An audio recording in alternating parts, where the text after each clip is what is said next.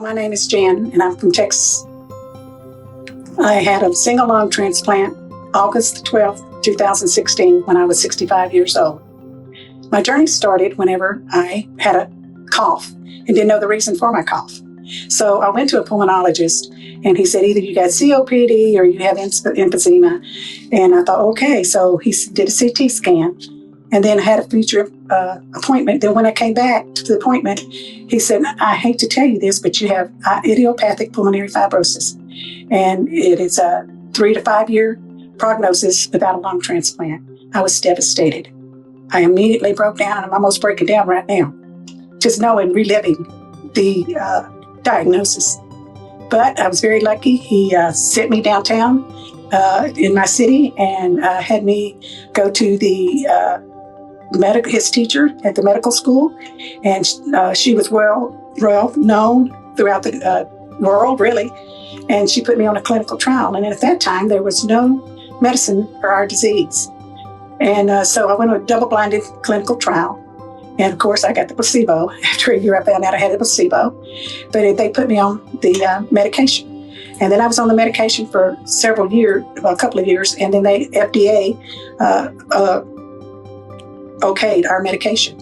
So I was put on both medications that they approved. And sure enough, in 5 years, my lungs went straight down. And she said, it's time now for you to be evaluated for transplant. Before my transplant, my life and health were a struggle to breathe, but I didn't let it stop me. I wanted to live. I wanted to go on with a natural life. I have a husband, Mike, and I had 2 sons, Brian and James, and I had 4 grandchildren.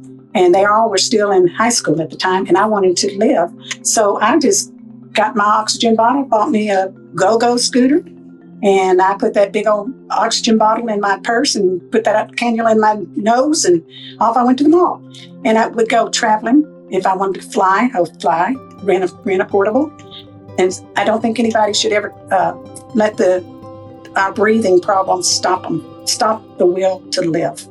So that I wanted to see my grandchildren graduate from high school, and maybe hopefully someday see me have some great grandkids. But really, the breathing part is the hardest part. I started out at 2 on rest.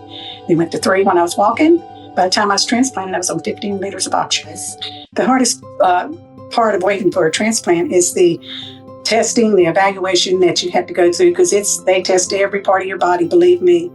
And well so, because you have to be able to qualify for that lung. To do that, it's just emotional up and downs. I've had moments of crying, knowing that I could possibly not get a lung. And, I would leave my family. My mother, she was concerned. She had also IPF. I inherited it from her. Her brother had it. And so I had the familial part of pulmonary fibrosis.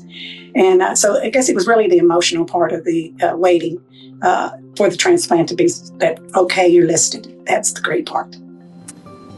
I guess what helped me be strong and helpful while I was waiting for a lung transplant, it was the support of my family. My husband and my grandchildren, 2 good friends I had, Kathy and Sue, always on the prayer list, always right there. We never stopped. We still had our lunches every day. My mother, she also had IPF, and her brother had IPF. And so I inherited from her, and she was always after me to slow down and don't go so much. But just like I told her mother, I'm not going to stop living.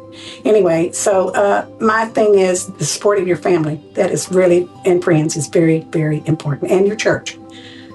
When I received a call that I had a match, it was like shocking. It was scared. My husband was out of town. I called my son and I said, I've got a match. You've got to take me to the hospital. And it was really, after the shock of it, was a calmness. I was calm. I was ready. I knew that this was either, I was going to live or die either way, because I was dying without no transplant. So I was ready. I was ready for them to go ahead and do that. So I guess it was like a calming after the shock. The advice I'd give someone that's going through transplant or evaluation, I guess, would be patience. It's not a quick procedure. Again, they will test every part of your body to make sure that you're healthy enough to receive that lung, and sometimes it's hard or it may take longer to get an exact match. So then it has to be an exact match. So just patience. And have your support team with you when you come for your evaluations, when you come for your testing, for the financial part. Whenever you have to go through a financial part, make sure that you have someone there with you and everything is okay, and you have some great care teams. At my facility, I can't say enough about my care team, and you'll probably have the same kind of care at your hospital.